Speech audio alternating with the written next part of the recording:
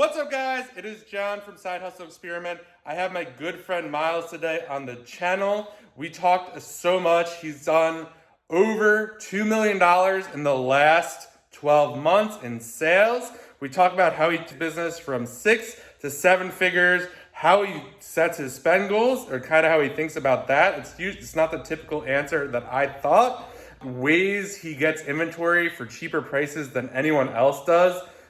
He dropped some huge nuggets based on this. He talks about all the software he uses, kind of his setup, how he manages stuff, and a lot of other stuff. So definitely check this out. Go follow his YouTube channel. Go follow his Instagram. There'll be links down below for you guys.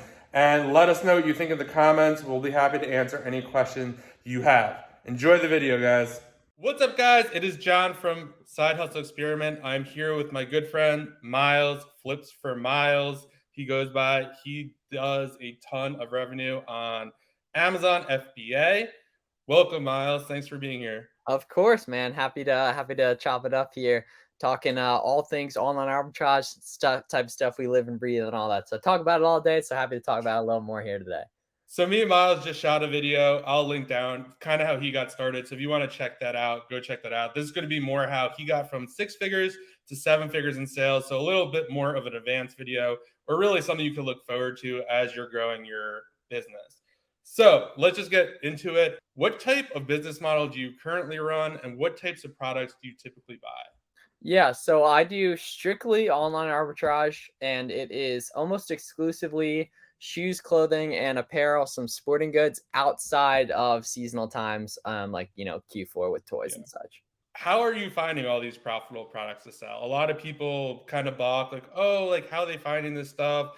I look for it. I can't find it at that price. Like they're full of, you know what? Like, how are you going about this? Well, exactly. That's the key, is that what I sell is it's heavily discounted off the buy cost, right? So I use our tool SellerAmp, Seller AMP, SellerAmp on that. And I basically just look at what successful sellers are selling. It's called reverse sourcing, right? And then go out and look for those items profitable. The key is that I have very good knowledge of how the coupon systems work on different sites. So I can get a lot of discounted buy costs that other people can't on stuff, other newer sellers can't. And because I'm paying less than other people, being that I'm taking advantage of coupons, which don't exist on sites like Walmart, right?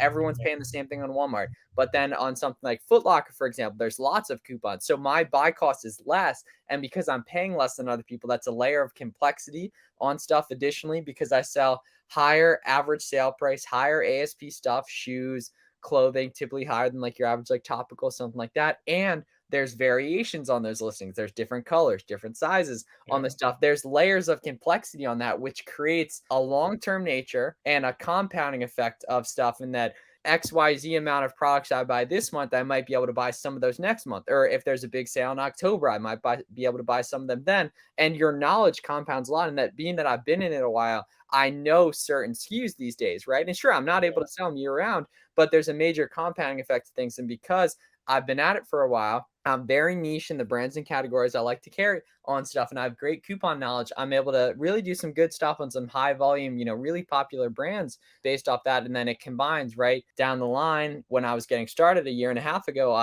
the guys who do the podcast with, we masterminded around a lot of stuff. We all bought the same thing basically. So we were able to learn and compound our knowledge really quick on stuff. And it's being tapped into, knowing a lot of people has really helped the whole time basically. But yeah, kind of my thesis around OA is like coupon codes, variations, very liquid listings, and really just getting detailed and dialed in on specific stuff does good.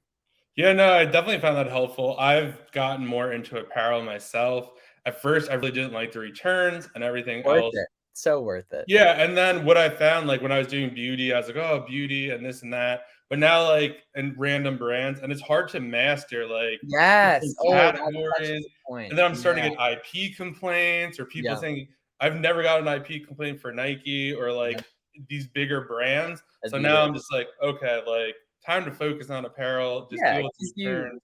you look at what the big sellers are carrying. You look at like some of the big whale sellers with lots of reviews. Seller makes it easy to find that stuff within different listings. You can see they're typically very niche in that they're oftentimes Nike, Skechers, Adidas, Converse, Under Armour, and that's it. or like that's where on sneakers, Hoka, that's mainly where they're focused, right? And they're able to do so much because those, while that's a small amount of brands, it's a massive amount of different products you could potentially carry, oftentimes even more than like the typical, like if you took like 20 brands on Amazon, for example, like Nike oftentimes has multiple X, but all those would have combined. So it Oh, looks God, like a little, but it really is a lot. yeah, no, definitely. And yeah, it's definitely just interesting. Yeah, it's definitely a category I hated. Now it's something that I really Yeah, love. returns are great. I mean, I'm cool with it because one, FBA handles it, and then you're just rewarded over the long term, and that people avoid that stuff. And it's confusing, got variations, all this stuff going on. So that creates such good opportunity with it, and the couponing and all that. So you've done almost, I think you said in the last video, over $2 million in the last 12 months or Oh man. whatever.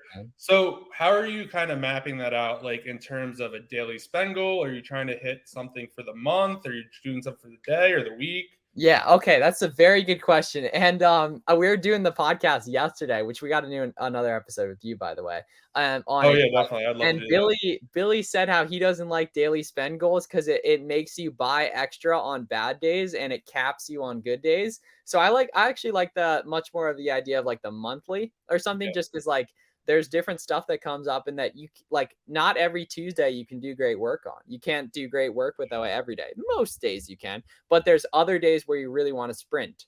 Like when there's a big sale on XYZ site, you want to sprint, yeah, you want to spend way more and it's way more profitable. And there it might be finite in that site, they might have the thing at the top that says that coupon's expiring tonight. And then it's like, yeah. you best believe you want to buy heavy today because those buy costs might not exist moving forward on that and everything. So I actually like the idea a lot more of like whether it's weekly or monthly type targets like that. Yeah, that's what I'm starting to do as well. Like, because I've gotten in that situation where I'm spending like stuff on like iffy stuff because like I can't hit the spend goal, and I didn't really do that well yesterday. And then today there's like a huge sale on probably one of our favorite sites, and I literally before this when you texted me, I was placing like huge orders. I was like, I gotta finish this That's how order you do it. first Yeah, yeah. It's before also we get on here. yeah, and then over a year, like you end up seeing it's like one of those big times a week or one of those big times every 10 days. And that's how you can, make good money with the stuff.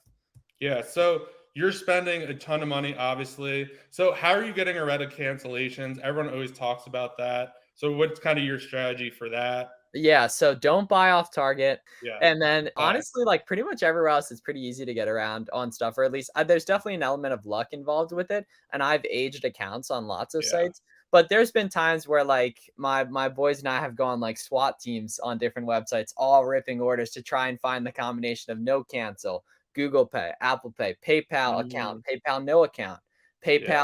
PayPal no account, jigged address. No account, switch up the phone number, the email, keep the name the same, keep the address the same. There's so Interesting. many combinations of that, I and so never even many thought people of give up. PayPal no account. Yeah, well, yeah, people. Well, no, like account on the website. My bad.